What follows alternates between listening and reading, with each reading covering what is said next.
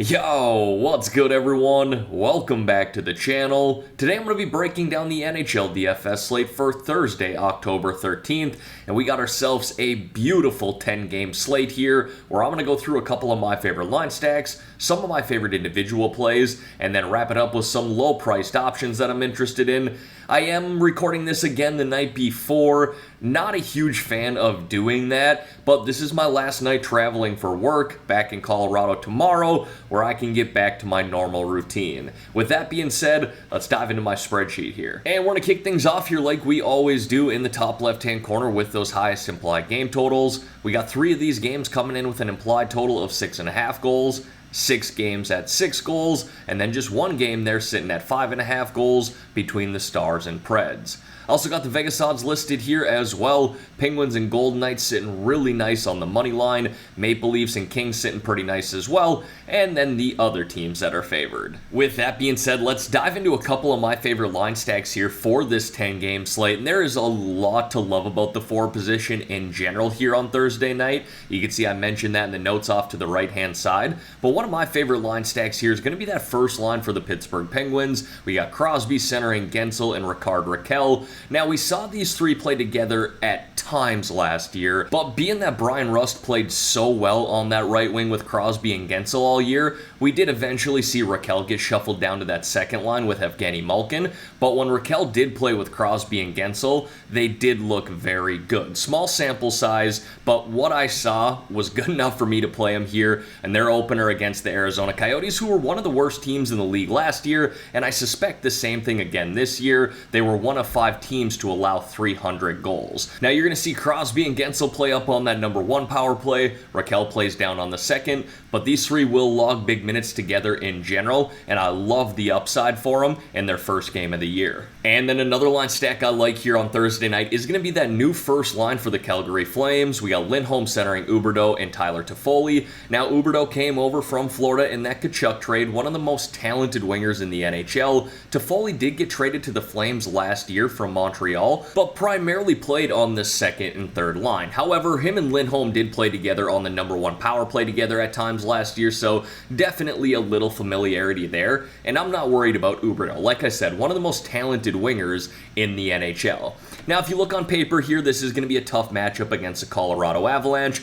Probably something I wouldn't target normally, but what I kind of like here is the Avalanche are literally playing right now as I make this video on Wednesday night, and they're playing at home in Denver, Colorado. My guess is they're going to fly out to Calgary tonight and have to play on back-to-back nights to start their season. Now, playing on back-to-back nights is never ideal, especially this early in the season, so I certainly don't mind the matchup here, and you're going to get all 3 of these guys who play on the number 1 power play as well, so the correlation is strong. Now, before we dive into some of my favorite individual plays there, if you could like this video and subscribe to the channel, I would greatly appreciate that. Folks, we're just getting started on the hockey side of things. I got content coming out for you guys all year long. Alright, now hopping on down here to some of my favorite individual plays. We're going to kick it off with the forwards, and I have no issue going back to Austin Matthews. Yes, he played on Wednesday night against the Montreal Canadiens, but Toronto is playing the Washington Capitals at home on Thursday, who also happened to play on Wednesday night and did not look very good defensively against the Boston Bruins. Ended up losing that game 5-2. Now they're going to be playing their backup goaltender. I don't mind the matchup whatsoever. Plus, Matthews had 5 shots on net here against Montreal. That's what we want from Matthews. Eventually, he's going to find the back of the net, the reigning Rocket Richard winner. The guy plotted 64 goals in 80 games last year, including the playoffs. So I'm not worried about him not getting on the score sheet in night 1. He's going to rack up plenty of points this year. He's going to play big minutes again in this matchup and remains on the first line and number 1 power play. Now, I am very excited to watch Jack Hughes play this year. He has progressively gotten better with each and every year, to where last year he had 56 points in 49 games. He was injured about half the season, obviously, but the upside we saw last year was incredible. He's shooting the puck more and getting on the score sheet pretty damn frequently. Now, just like Matthews, he's going to play on that first line and play on that number 1 power play, and I love the matchup for him to start the year against the Philadelphia Flyers, who are one of the worst teams in the NHL last year, one of the worst defensive teams. Goaltending really doesn't scare me.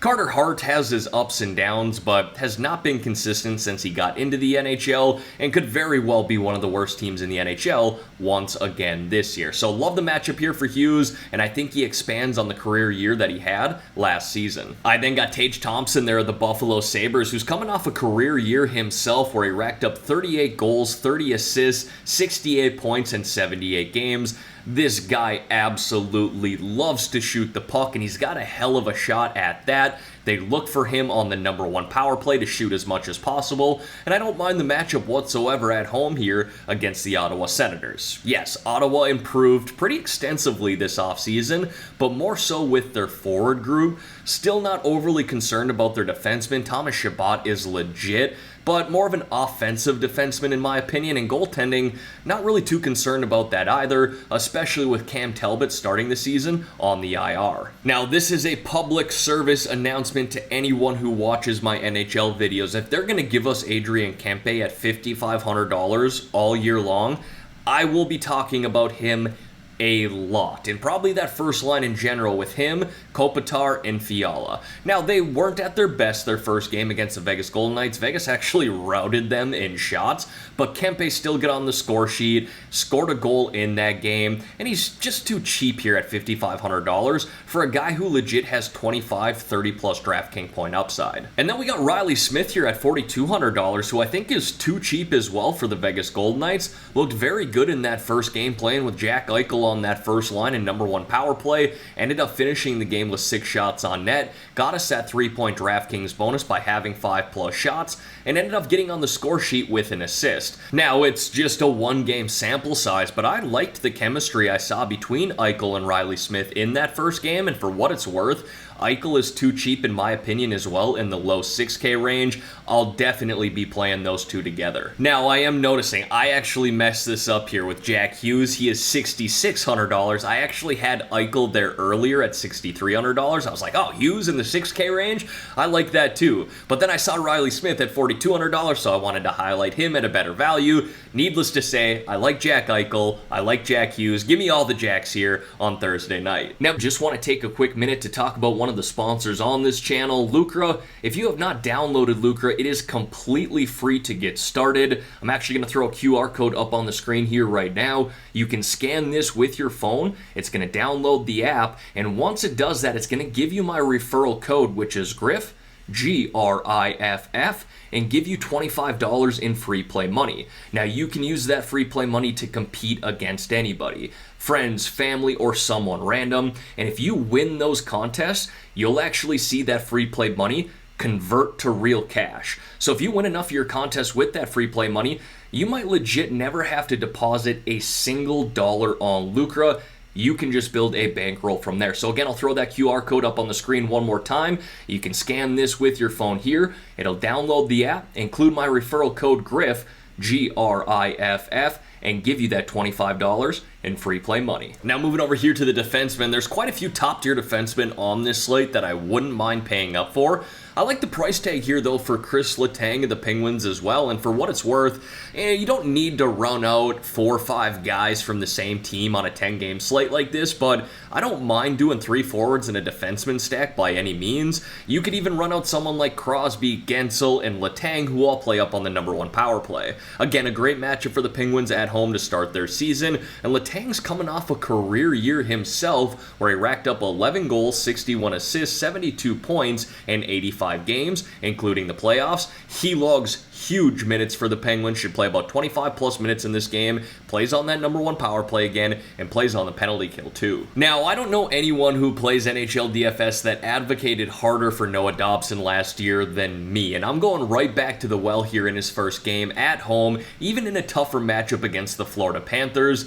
Dobson was only in year 2 last year, and the steps he took from his rookie season to last year were immense, and if he can build on that this year, I think the ceiling for this kid is sky sky high. A guy who should play about 23 plus minutes in this game, plays on the #1 power play, plays on the penalty kill, and a defenseman who can rack up DraftKings points in a number of different ways. And speaking of defensemen who rack up DraftKings points in a number of different ways, in his first game this year, Sean Durzi of the LA Kings looked very good in that game against the Vegas Golden Knights, ended up finishing that game with an assist, had 3 shots on net, 3 hits, which we don't get DraftKings points for, but was throwing the body around, and he had 5 block shots, getting us that 3-point DraftKings bonus. So at $4,200, I'll go back to him again. Going to play about 20 plus minutes in this game here against Seattle, and I do like the matchup. They're playing on back-to-back nights. He's going to play on that #2 power play and play on the penalty kill as well. And then to wrap up the defenseman there, I got a bare minimum price guy in Calen Addison of the Minnesota Wild. Now this is going to probably be his first real full season in the NHL. At least he's starting on the starting roster.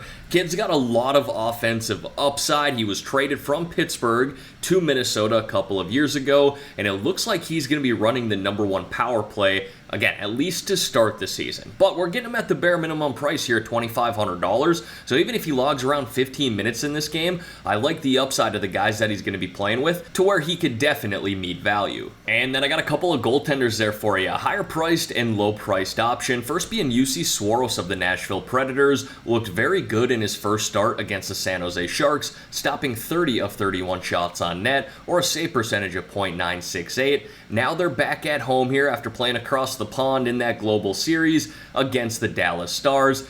Don't really know what to think of this Dallas Stars team. I think they could be a wild card team. I think they could also miss the playoffs. Gonna have to feel them out a little bit this year, but for what it's worth, UC Saros has notoriously played well at home. And then we got Ilya Sorokin there of the New York Islanders, playing at home here as well against the Florida Panthers.